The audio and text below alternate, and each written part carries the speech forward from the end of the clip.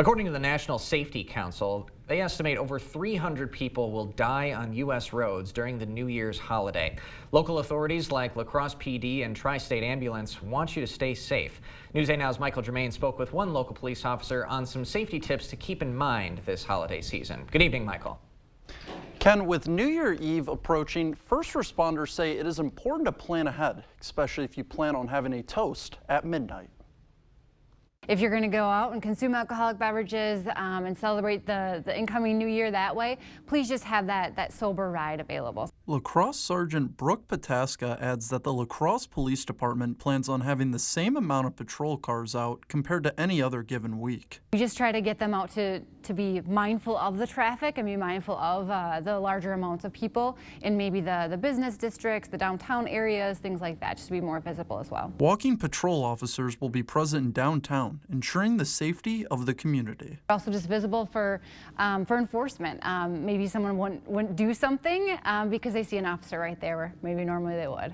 Pataska says if you have to think to yourself whether or not you're good to drive, you're probably not. So if you have to try to think about like, hey, how many did I have? Am I okay? Just be safe, get a ride, get someone who is sober, who hasn't drank anything. With an increase of folks getting behind the wheel after a night of drinking, officers tend to see an increase in car crashes. Again, that's a huge concern for community members, for property, and then of course any passengers or the drivers of vehicles. So again, just another reason just to think before you get in the vehicle. Callie Hoffmeister, an operations supervisor for Tri-State Ambulance, says most calls they get are due to alcohol consumption. Most of the calls that we get are for detox that are alcohol related, people who have not partaken in moderation. Hoffmeister says when they respond to those type of calls, they address them the same as they would any other call. We do our assessments, we take vital signs, and we treat them appropriately and take them where they need to go.